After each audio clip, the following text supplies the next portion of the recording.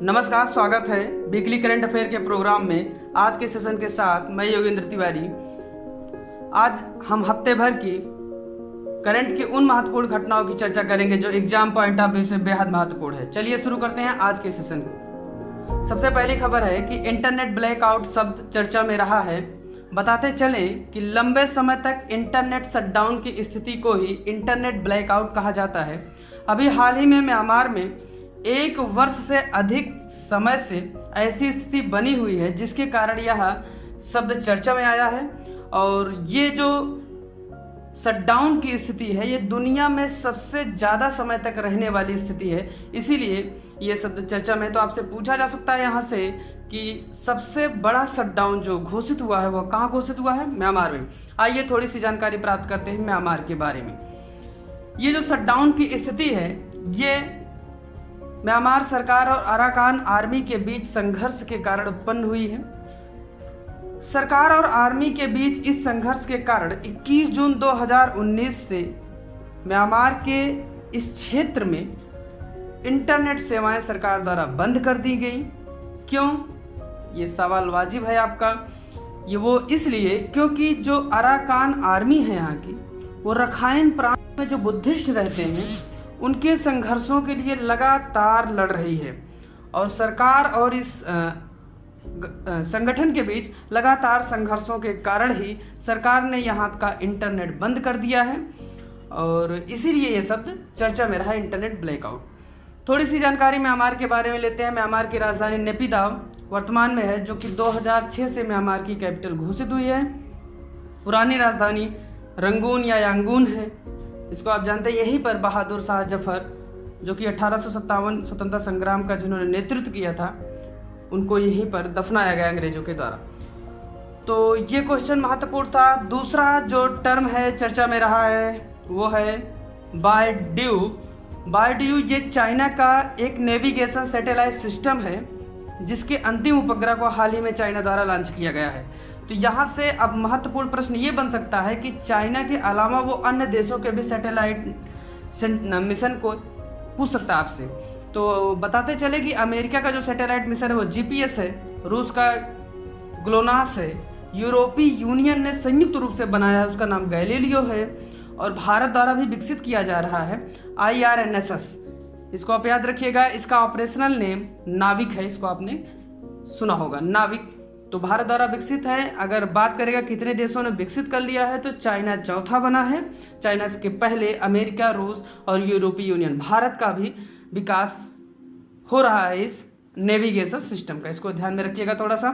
दूसरा महत्वपूर्ण समाचार ये है कि नेपाल में नागरिकता संशोधन विधेयक संसद में पेश किया गया है, जिसमें बात यह है कि अब अगर कोई भी व्यक्ति नेपाली नागरिक से शादी करता है, विवाह करता है, तो उसे जो नागरिकता तुरंत मिल जाती थी अभी तक, उस नागरिकता के लिए उसे लगभग 7 वर्षों तक वेट करना पड़ेगा।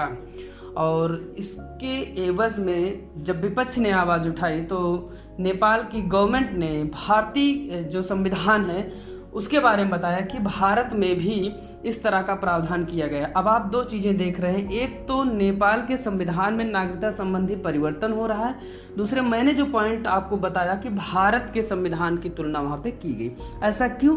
क्योंकि जो भारत का ये तराई वाला क्षेत्र है, बिहार और उत्तर प्रदेश की सीमा से लगा हुआ, यहीं के लोग सबसे ज़्यादा नेपाल में वैवाहिक संबंधों द्वारा जुड़े हुए हैं। तो ये क्वेश्चन आपसे महत्वपूर्ण बन सकता है। दूसरी, वहाँ का जो मधेश क्षेत्र है जहाँ पे निवास करने वाले को मधेसी कहा जाता है, उनसे ये वैवाहिक संबंध स्थापित हुए। थोड़ा सा नेपाल के बारे में महत्वपूर्ण जानकारी हम प्राप्त कर लेते हैं।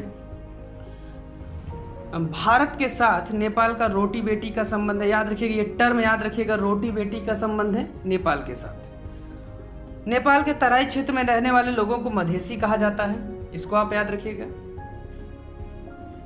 अगला पॉइंट है, नेपाल को हिमालय का वरद पुत्र कहा जाता है, चूंकि हिमालय की तलहटी में ही यह खूबसूरत देश बसा हुआ है, इसीलिए इसे वरद मीन्स पर्वत, पुत्र मीन्स बेटा। तो पर्वत का बेटा, किसका बेटा? हिमालय पर्वत का बेटा, इसीलिए इसको कहा जाता है नेपाल को। और दुनिया में सर्वाधिक जल विद्युत संभावना वाला देश नेपाल को माना जाता है। तो नेपाल से संबंधित ये महत्वपूर्ण बिंदु आप याद रखिएगा।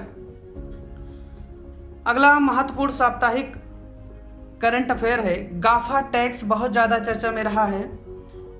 गाफा अर्थात इसके अगर हम एक एक लेटर्स के बारे में थोड़ा सा ध्यान दें तो जी फॉर गूगल, ए से एप्पल, एफ से फेसबुक और अमेजन कंपनियों के जो फर्स्ट लेटर्स हैं उनको संयुक्त करके गाफा टैक्स नाम दिया गया है। ये टैक्स है क्या? एक्चुअल में हुआ ये कि जो पुरानी टैक्स व्यवस्था है जितने भी देश हैं दुनिया में, वो जो वहाँ के व्यवहारिक जो उद्योग हैं, जो प्रौद्योगिकियाँ हैं, उनसे संबंधित टैक्सेशन प्रणाली वहाँ पे लागू है। जैसे आप भारत में देखेंगे तो मान लीजिए उनको कुम्हारों से टैक्स लेना है तो उन्होंने कुम्हारों के लिए टैक्स व्यवस्था बनाई है। और अगर कुछ इस तरीके से कोई इन्वॉल्वमेंट हो जाए कि बिना भारत में डायरेक्टली किसी व्यक्ति के आए कुम्हारों वाले काम को बनाया जाने लगे, अर्थात कुल्हड़ या मटके जो भी बनाए जा रहे हैं उनको बनाया जाने लगे, क्योंकि कोई व्यक्ति डायरेक्ट नहीं आ रहा है, उस तरीके से टैक्स आप नहीं वसूल पाएंगे, तो सरकार के राजस्व पर इससे बहुत भारी क्षति पड़ रही है। तो दुनिया के देशों ने ये देखा कि गूगल है, गूगल का कोई व्यक्ति थोड़ी आता है आपके पास, तो इसलिए इससे आप टैक्स कैसे लेंगे। एप्पल है, फ़ोन बेच रहा है, फ़ोन पे टैक्स लगा रहे हैं, जबकि ये क्या है, ग्लोबल ब्रांड है, तो इसका एक अलग व्यवस्था होना चाहिए। फेसबुक है, आप यूज़ कर रहे हैं, तो अमेजन है, जितनी भी चीज़ें इस तरीके से यूज कर रहे हैं, तो इनके लिए जो ग्लोबल कंपनियां हैं, इनके लिए एक टैक्सेशन सिस्टम लाया गया दुनिया के देशों द्वारा मिलकर, जिसका नाम गाफा दिया गया। तो चूंकि टैक्स प्रणाली ये पुरानी है, लेकिन ये चर्चा में क्यों रही, क्योंकि हाल ही में फ्रांस द्वारा अपने यहाँ 3% गाफा टैक्स लगाया गया। ध्यान देने योग्य बात यह है कि भारत में अगर हम देखें तो भारत में इस तरह की कोई टैक्सेशन व्यवस्था अभी नहीं है। हालांकि सरकार इस पर विचार कर रही है, कई समितियों द्वारा इस तरीके के सुझाव दिए जा चुके हैं। क्योंकि भारत को अगर आप देखेंगे तो दुनिया का दूसरा सबसे ज़्यादा इंटरनेट उपयोगकर्ता देश है, तो यहाँ पे एक वाजिब सा सवाल उठता है कि सरकार को दिशा में प्रयास करने चाहिए, जिससे जो भी ग्लोबल कंपनियां हैं, जो दूसरे देशों की कंपनियां हमारे देश में आकर बहुत कम टैक्स देकर या ना के बराबर टैक्स देकर हमारे देश की मुद्रा को अपने देश ले जाती हैं, उस पर सरकार को जो कोई भी मार्जिन नहीं मिलता, उस पर सरकार को एक टैक्सेशन प्रणाली लाए, जिससे इस तरीके की व्यवस्था को दूर किया जा सके। तो इसी तरीके की व्यवस्था को दूर करने के लिए विश्व के कुछ जो विकसित देश हैं उन्होंने मिलकर गाफा टैक्स लाया है। तो गाफा टैक्स आपसे पूछा जा सकता है कौन कौन है इसमें, गूगल, एप्पल, फेसबुक और अमेजन। चलिए नेक्स्ट इवेंट्स पर मूव करते हैं। अभी हाल ही में सूर्य ग्रहण की घटना देखी गई है, तो बताते चले सूर्य ग्रहण के बारे में थोड़ा सा कि एक वर्ष में 5 सूर्य ग्रहण लगते हैं। सूर्य ग्रहण में होता क्या है, सूर्य ग्रहण शब्द ही है, अर्थात सूर्य के ऊपर ग्रहण लगा है, ऐसा आप सोचेंगे। होता क्या है, इसमें सूर्य एवं पृथ्वी के बीच चंद्रमा की जो है छाया आ जाती है, जिसके कारण पृथ्वी पर सूर्य का पूरा प्रकाश नहीं आ पाता, इसीलिए इसको हम कहते क्या है, सूर्य ग्रहण। ध्यान देने योग्य बात यह है कि सूर्य ग्रहण हमेशा अमावस्या को ही लगता है, जबकि चंद्र ग्रहण पूर्णिमा को लगता है। याद रखिए कि चंद्र में आधा राह है, पूर्णिमा में भी आधा राह है, तो आधा आधा वाला एक तरफ रहेगा। चंद्र ग्रहण पूर्णिमा को लगेगा, सूर्य ग्रहण अमावस्या को लगेगा। 21 जून में जो 21 जून को घटना देखी गई सूर्य ग्रहण की, ये वर्ष का पहला सूर्य ग्रहण था। तो सूर्य ग्रहण पे थोड़ा याद रखिएगा, इसको इवेंट्स को याद रखना है। सूर्य ग्रहण कब लगता है, तो अमावस्या को लगता है। कुल मिला के एक साल में कितने सूर्य ग्रहण लग सकते हैं, 5 सूर्य ग्रहण लग सकते हैं। सूर्य ग्रहण कितने प्रकार के होते हैं, 3 प्रकार के होते हैं। तो चलिए अगले खबर की तरफ हम मूव करते हैं। चर्चा में रहा चीन जापान विवाद, बहुत ज़्यादा चर्चा में रहा। जापान के इशिगाकी शहर द्वारा कुछ स्थानों के नामों में परिवर्तन किया गया, जिनमें जापान और चीन और साथ ही साथ ताइवान के मध्य विवादित सेनकाकू द्वीप के नाम को भी शामिल कर दिया गया। एक्चुअल में हुआ यह कि सेनकाकू द्वीप विभिन्न संधियों के माध्यम से चाइना के पास वर्तमान में माना जाता है कि इस पे चाइना क्षेत्र का जो है आधिपत्य रहा है पुराने समय में, जिसमें आप देखेंगे जो ताइवान प्रांत है, ये जब जापानी साम्राज्य विकासशील अवस्था में था, विकसित अवस्था में, तो उसने चाइना से युद्ध के दौरान इसको ले लिया था। बाद में संधियों के माध्यम से चाइना को इसको वापस कर दिया गया। तो ताइवान तो वापस हो गया, परंतु सेनकाकू द्वीप के नियंत्रण को लेकर जापान और साथ ही साथ चीन में विवाद की स्थिति बनी हुई है। अब चूंकि इस विवाद में जापान कह रहा है कि इस पे हमारा नियंत्रण है, जबकि साथ ही साथ ताइवान कहता है हम तो स्वतंत्र हैं, लेकिन चूंकि चीन उसको कहता है कि ये हमारा एक प्रांत है, इसलिए वो इतना यहाँ पे मैटर नहीं करता, लेकिन जापान इसको लेकर बहुत सीरियस है। तो जापान के इशिगाकी शहर ने सेनकाकू द्वीप का नाम बदलकर टोनोशिरो सेनकाकू कर दिया है। याद रखिएगा, सेनकाकू द्वीप का नाम बदलकर क्या कर दिया, टोनोशिरो लगा दिया है बस आगे। तो कई शहरों के नाम बदले, इसका भी नाम बदल दिया, लेकिन चूंकि इसके कारण ड्रैगन के इसका क्या है कि शहर का नाम आप बदल रहे हैं, उस प्लेस का नाम बदल रहे हैं जो कि विवादित है। तो इसके कारण ये मुद्दा एक तरीके से ग्लोबल इशू बन गया है लंबे समय से। तो आपसे पूछा सकता है कहाँ पर स्थित है ये, याद रखिएगा पूर्वी चीन सागर में, बहुत महत्वपूर्ण है पूर्वी चीन सागर, याद रखिएगा। और साथ ही साथ चीन के कुछ अन्य महत्वपूर्ण विवादों को अगर हम देखें तो पैरासेल द्वीप और टोंकिन विवाद जो है ये वियतनाम से संबंधित है। स्कारबोरो और सोयल ये फिलीपींस से संबंधित है। ये दोनों याद रखिएगा दक्षिण चीन सागर में स्थित द्वीप हैं। तो ये महत्वपूर्ण जानकारी चाइना के बारे में। अगले इवेंट्स की तरफ हम मूव करते हैं। संयुक्त राष्ट्र शस्त्र व्यापार संधि के बारे में थोड़ा सा जानकारी प्राप्त करते हैं। यह सप्ताह के दौरान चर्चा में रही है। पारंपरिक हथियारों की बिक्री को विनियमित करने के लिए 2014 से यह लागू है। 2014 में संयुक्त राष्ट्र शस्त्र व्यापार संधि हुई। प्रतिवर्ष लगभग $70 बिलियन का पारंपरिक हथियारों का टोटल व्यापार होता है। आप सोच सकते हैं इतना बड़ा व्यापार होता है, तो इस व्यापार को निगमित करने के लिए कोई संधि होनी चाहिए। 2014 में आ रही है। क्यों आ रही है? क्योंकि हथियारों की जो पहुंच थी, हथियारों तक जो पहुंच थी वो गलत लोगों की हो जाती थी। देश खरीदते थे, आपने देखा कि कई बार पाकिस्तान, सीरिया, इस तरीके के देश, ईरान, इराक, इस तरीके के देश जो हथियारों को खरीदते हैं अपने यहाँ सुरक्षा के लिहाज से, वो आतंकियों के हाथों में चली जाती है। तो 2014 में इस तरीके की संधि की गई। अब ये चर्चा में क्यों? क्योंकि हाल ही में चाइना ने इसमें एंट्री मारी है, प्रवेश उसने इस संधि पर सिग्नेचर किए हैं, जबकि 2019 में अमेरिका बाहर हो गया। तो आपसे पूछ सकता है किसने प्रवेश किया? चीन ने प्रवेश किया। पूछ सकता है क्या इसमें अमेरिका है? तो नहीं, अमेरिका इसको आप जरा देखिए कब हुई है संधि? 2014 में। तो ये महत्वपूर्ण समाचार था। अगली खबर की तरफ अगर हम चलें तो विक्ट्री डे मनाया गया रशिया में, बहुत महत्वपूर्ण है। सप्ताह की एक बड़ी खबर है विक्ट्री डे। प्रतिवर्ष 9 मई को मनाया जाता है रूस में। अगर आप देखेंगे अन्य यूरोपीय देश तो 8 मई को मनाते हैं। है क्या? विक्ट्री मीन्स विजय, विजय दिवस है। तो अभी क्यों आया भैया? मई में मनाया जाना चाहिए था। अभी इसलिए आया क्योंकि कोविड-19 महामारी के चलते इसको 24 जून को मनाने का निर्णय लिया गया था। बताते चले कि द्वितीय विश्व युद्ध 1 सितंबर 1939 से 1 सितंबर 1939 से 2 सितंबर 1945 के मध्य लड़ा गया, जिसमें जर्मनी के आत्मसमर्पण के बाद मित्र देशों की जीत की खुशी में ये विक्ट्री दिवस मनाया जाता है। एक महत्वपूर्ण है यहाँ पे कि हिटलर 30 अप्रैल को खुद को उसने गोली मार ली। उसके गोली मारने के बाद जर्मनी असहाय हो गया, क्योंकि नेतृत्व विहीन भीड़ कुछ नहीं कर सकती। तो जर्मनी ने आत्मसमर्पण कर दिया। जब आत्मसमर्पण किया तो 8 मई के डेट थी, जबकि रसिया में आप देखेंगे टाइम जोन के हिसाब से तो वो थोड़ा आगे है, इसीलिए वहाँ पे 1 घंटे और ज़्यादा जोड़ दिया गया। तो 9 मई को ये दिवस मनाया जाता है। ठीक है, इसको आप थोड़ा सा याद रखिएगा। विक्ट्री डे किससे संबंधित है? रसिया से संबंधित है। क्यों मनाया जाता है? द्वितीय विश्व युद्ध की खुशी में मनाया जाता है। इसको आप थोड़ा सा याद रखिएगा। पूरे यूरोपीय देश मनाते हैं। 2 चीज़ें यहाँ पे याद रखिएगा। द्वितीय विश्व युद्ध मित्र और ध्रुव राष्ट्रों के बीच लड़ा गया था, जिसको आप ग्राफ के माध्यम से समझ सकते हैं। चलिए कुछ राष्ट्रीय घटनाक्रम पर हम निगाह डालते हैं, जिनमें पहला है गरीब कल्याण रोजगार अभियान। प्रवासी कामगारों को रोजगार हेतु बिहार से प्रधानमंत्री द्वारा वीडियो कॉन्फ्रेंसिंग के जरिए इसकी शुरुआत की गई है। ये कुल मिला के 6 राज्य शामिल किए गए इस योजना में। बिहार है, उसमें उत्तर प्रदेश है, मध्य प्रदेश, राजस्थान, झारखंड और ओडिशा। इन 6 राज्यों के 116 जिलों को शामिल किया गया है, जिसके तहत 125 दिनों तक प्रवासी मजदूरों की मदद मिशन मोड में की जाएगी, बहुत एक्टिव तरीके से। रेलवेज में या अन्य जगहों पर जहाँ जहाँ ऐसी ज़रूरतें हैं कि काम मिल सकते हैं लोगों को, क्योंकि महामारी के चलते लोग भुखमरी के शिकार न हो, इसके लिए सरकार ने अब ये योजना यहाँ पर क्यों चलाई है इन्हीं 6 राज्यों में?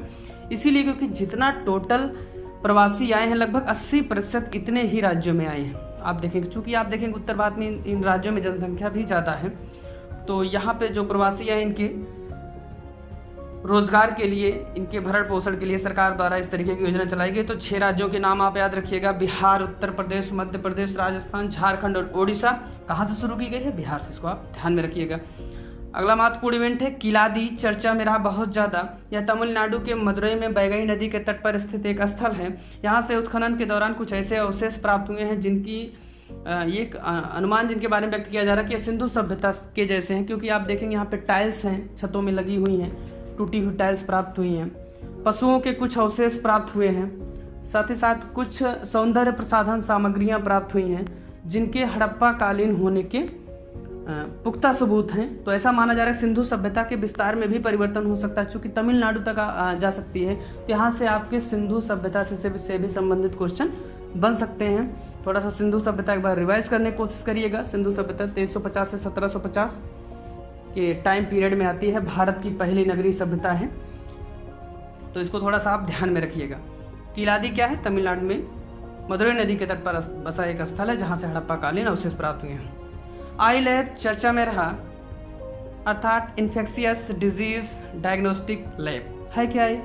कोविड-19 परीक्षण डॉक्टर हर्षवर्धन द्वारा शुरू किया गया, ये भारत की अपनी तरह की पहली लैब है क्या है? इसमें होगा ये कि जो RT-PCR है, अर्थात जो कोविड-19 से संबंधित जांच होती है, और साथ ही साथ एलिसा जांच, एलिसा याद रखिएगा, एड्स की भी जांच की जाती है एलिसा के माध्यम से, तो ये दोनों जांच संयुक्त रूप से की जाएगी आई लैब के माध्यम से, और गति से तेज़ी से की जाएंगी। कई लोगों का एक साथ किया जा सकता है, लगभग 50 इस तरीके की जांच की जा सकती हैं।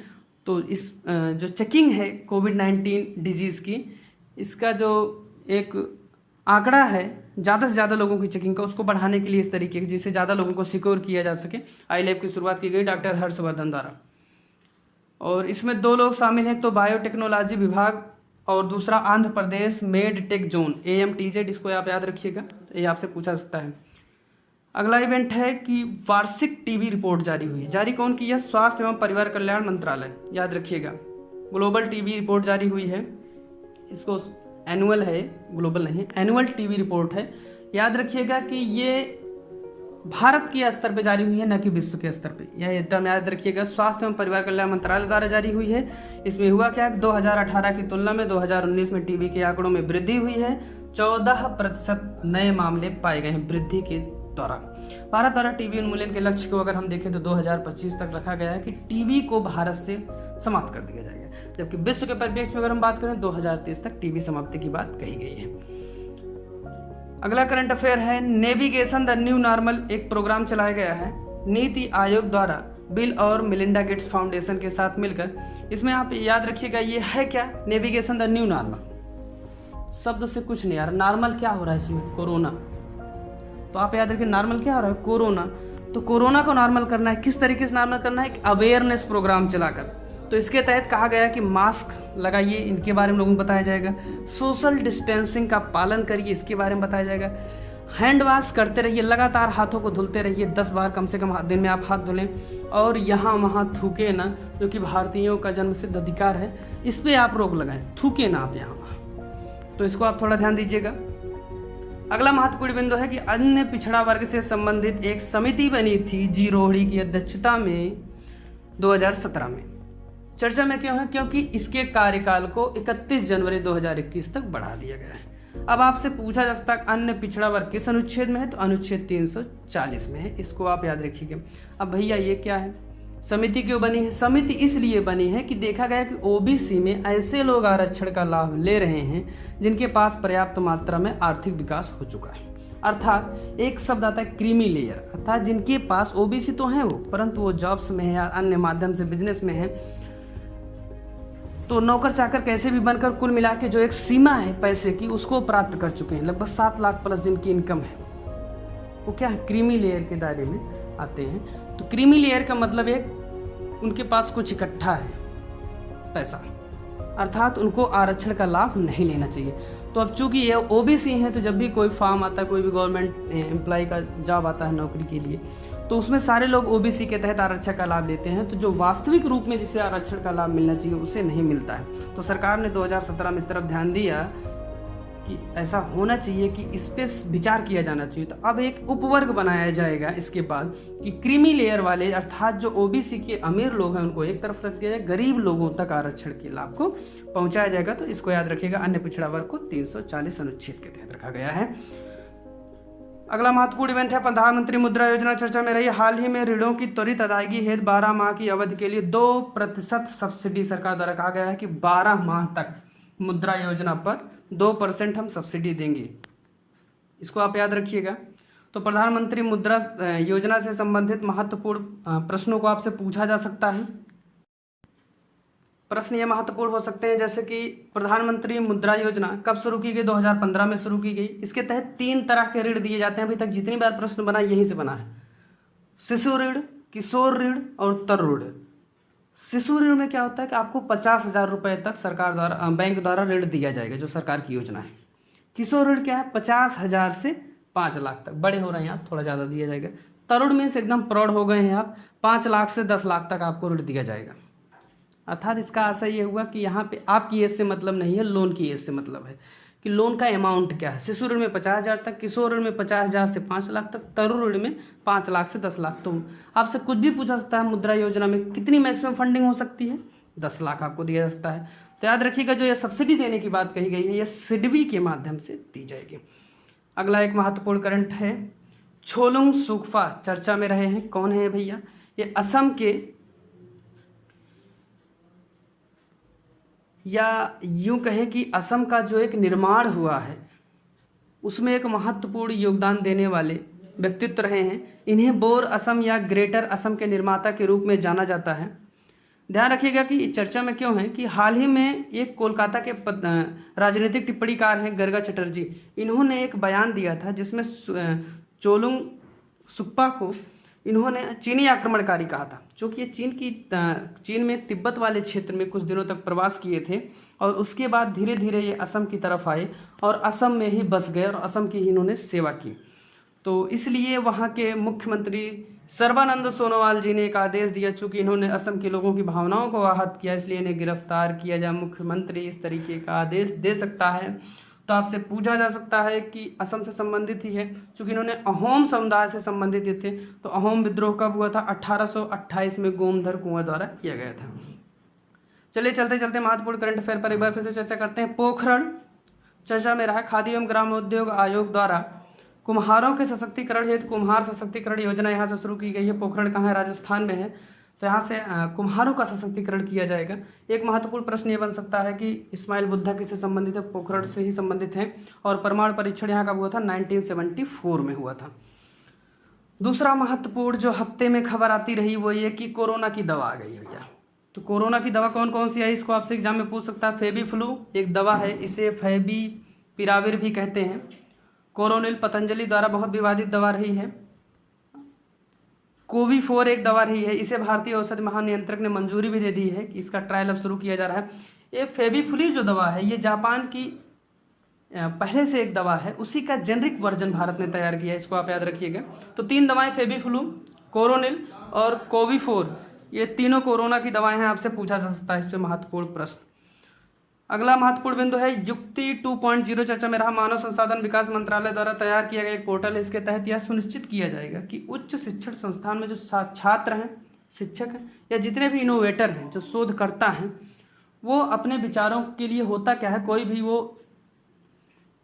शोध करना चाहते हैं, कुछ भी करना चाहते हैं, उनके पास फंडिंग नहीं है, तो उनको फंडिंग उपलब्ध करवाई जाएगी। उनको एक ऐसा मौका मिलेगा, एक पोर्टल तैयार किया जाएगा जिसपे वो अपने विचारों को व्यक्त कर सकेंगे, जिसके उनको किसी तरीके की समस्या आ रही तो वहाँ से आप मदद प्राप्त कर सकते हैं।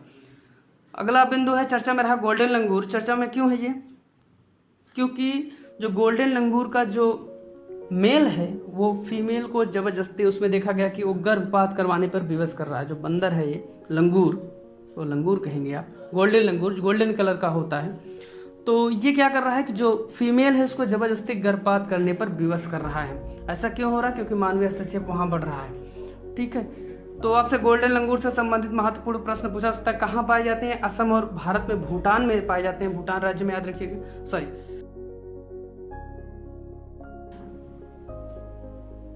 गोल्डन लंगूर ये असम और भूटान में पाए जाते हैं। IUCN द्वारा इंडेंजर्ड कैटेगरी में ये शामिल है। अगला महत्वपूर्ण बिंदु है अजीत चर्चा में है। IIT बॉम्बे द्वारा पहला स्वदेशी माइक्रो प्रोसेसर तैयार किया गया है, तो इसको याद रखिएगा। अजीत आपसे देखकर आपसे पूछा जा सकता है क्या है? IIT बॉम्बे द्वारा पहला स्वदेशी माइक्रो प्रोसेसर है।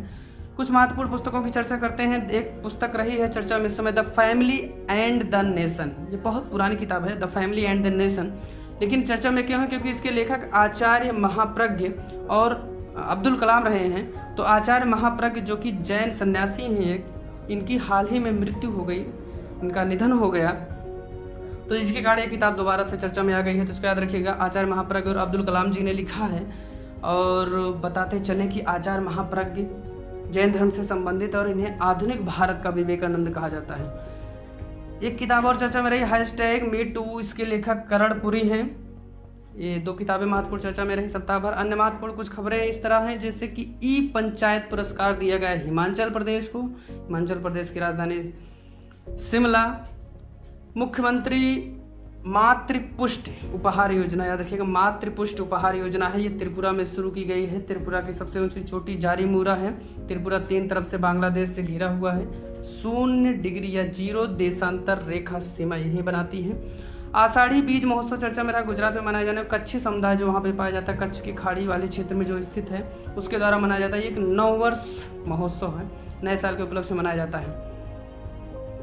कुशीनगर हवाई अड्डा चर्चा में रहा, क्यों?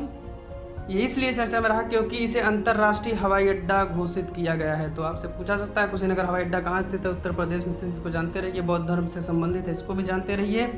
जैन धर्म से संबंधित है, ये भी जानते रहिए। कूट से आप कूट में आपको देकर पूछ सकता है, अंतर्राष्ट्रीय हवाई अड्डा इसको घोषित किया गया। तो यहाँ से महत्वपूर्ण ये भी कि आप कुछ अन्य महत्वपूर्ण जो हवाई अड्डे हैं भारत में, उनके बारे में भी पढ़ें। चलिए, बहुत बहुत धन्यवाद। इसी तरीके से हमारे साथ बने रहें। नमस्कार।